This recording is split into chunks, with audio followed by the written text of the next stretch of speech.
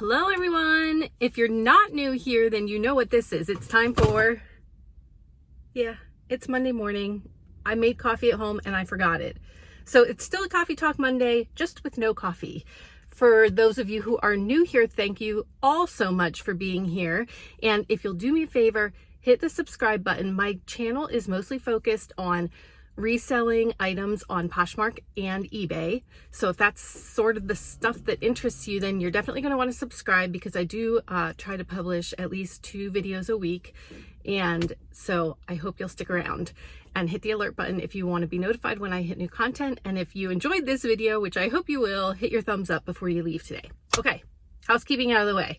So it's Monday. I forgot my coffee. That's okay though. The reason is because I had a few packages that I had to get ready to ship because things sold, which is exciting.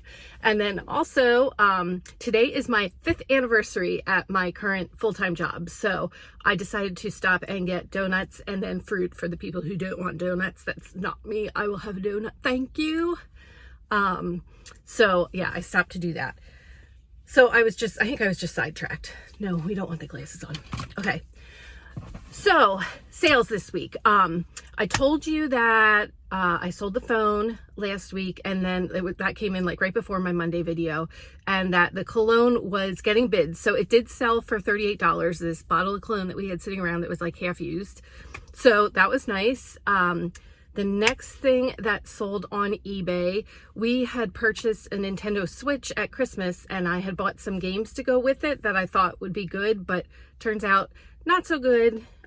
Mainly I bought the FIFA soccer because my husband and my older daughter enjoy playing that, but she's away at college now. And he said, I'm not going to play that by myself, so you might as well return it. But it was already opened and I couldn't return it. So I had that game and then 2 games that we thought were multiplayer games that turned out to be single player games, and we try to play like as a family. And so he said, just return those 2. So, but again, they were opened, so I couldn't return them. So the FIFA sold for the same price that I bought it for. I mean, I'm going to lose a little bit because of fees, but I was still happy that it sold. And it sold like really quickly. So that was exciting. And the other 2 games are still up for sale. One's like a Crash Bandicoot, and the other one is like some kind of Mario game. I don't know. Then the next item that sold on eBay, which I was surprised, were these Perry Ellis men's pants, which I had listed over on Poshmark. And then I decided that more men are over on eBay, so I decided to cross-post them. I haven't cross-posted a ton of stuff, but I did cross-post them, and they sold for $19, which then I forgot that I also offered free shipping. So I only made like $10, but those pants cost me $4, I think, at Ross. They were brand new with tags. So that was nice. Then the exciting sale though is I sold my first purse from my ThreadUp box. It was the Rebecca Minkoff purse, and it sold for $100 plus shipping on eBay. I was so excited. So it paid for the whole box, which means I don't feel bad about keeping the Kate Spade crossbody because I love it so much. So I'm totally going to keep that one now. And then I got all of the other bags listed, including the Michael Kors, which is from the Michael Kors collection, which is like his higher end brand. So freaking excited. That purse retails for like $1,200. So I listed it for $300, and I did cross post that on eBay as well. So because the Rebecca Minkoff sold on eBay and not on Poshmark. So kind of tough for me to figure out. But now that the shipping doesn't scare me quite as much because I have a scale and I have like shipping materials at home. So, yeah, so I'm okay. I don't care where anything sells. But the one problem that I faced was that it sold on eBay, but I had it listed on Poshmark and I had gotten some likes. So I did offers to likers. So I had these outstanding offers and it wouldn't let me delete the item from Poshmark then. So I was like sweating it out. I was so nervous that it was going to sell again. And like with Poshmark, that they take care of the collections, but they take the money right away and you like ship it immediately. But on eBay, it was a buy it now. So they paid immediately too. So I already had the money from eBay and I thought, oh my gosh, please don't sell on Poshmark too. That's the only time I've ever prayed for something not to sell. But then I posted on Instagram about it. I told you we have a fantastic community And Becky Poshmark, she's like Becky Park on Poshmark, I think, on YouTube. I'll link to her. She gave me the fantastic tip that I could change the size on the purse. It was, you know, one size, and I just changed it to large, and then that canceled all of the offers, and I was able to get it off of Poshmark. So I gotta tell you, I was really sweating it out. I was so nervous, but I was glad that worked out, and like super excited about that sale. So then at the last minute, last night, Poshmark was doing a closet clear out, which means that they offer shipping discounts if you drop your price by at least 10%, and it sends notifications to the people that have liked your item.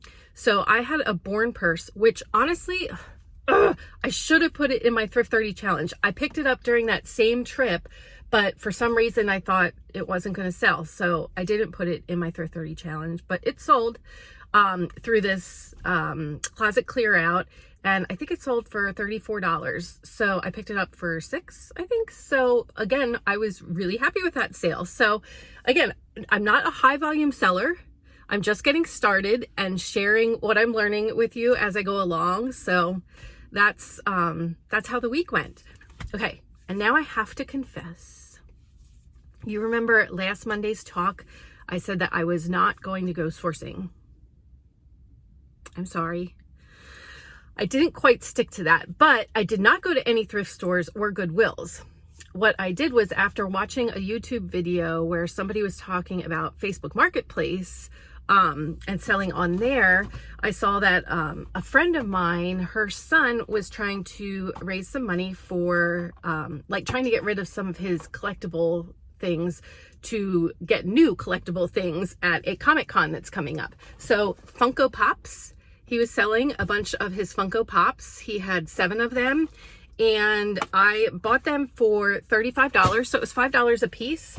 Some of them honestly only sell for like $5, but some are worth like $15. So I'm thinking that before fees and whatnot, I might be able to make double my money. But then I started kind of paying attention on Facebook Marketplace, and I found a woman nearby who was selling 4 of them. She was selling 4, and I talked her down to $10. So they were only $2.50 a piece. So that was great. Then I saw another posting in the same town. It's like 20 minutes away from me, and they were selling 17 of them for $30. So it came down to like $1.67 a piece. So I was like, okay, as long as they're in decent condition, which honestly, I haven't checked them out really good. I'm not sure that they are, but I'll see. Really, I have like no business entering this collectible space because I know nothing about it. But I did learn from that YouTube video that they have their own app that you can search and find out what they're worth. So I'm using that. I'm also really trying to figure out an inventory system. Like, I think maybe I'll just do it in Google Sheets, Google Sheets, to keep track of stuff. I don't know. I started entering all my Funko Pops in there though, so that I remembered what I paid for them and what they should be listed for. So I haven't gotten them listed yet, but I will. And let's see, I got some other things listed that have been sitting. So a couple pairs of shoes and boots. What else? Oh, and then I also decided to give it another shot with a Goodwill blue box of the denim variety. So I've only sold 1 pair from my last box, but I was really impressed with most of the quality. So I decided to give that another shot. And I think that was it. I think that was all that I did. I'm sorry. I just couldn't do no sourcing. It was really tough for me. So I think that's it for this Monday talk. Thank you for stopping by. I appreciate all of your support. And did you see that I did pass 100 subscribers? I'm so excited and so grateful for all of you who have subscribed. But it turns out that like 70% of people who have visited my video, who have viewed my videos, are not subscribed. So please consider subscribing. Hit the thumbs up on your way out if you enjoyed this video, and you have a fantastic Monday.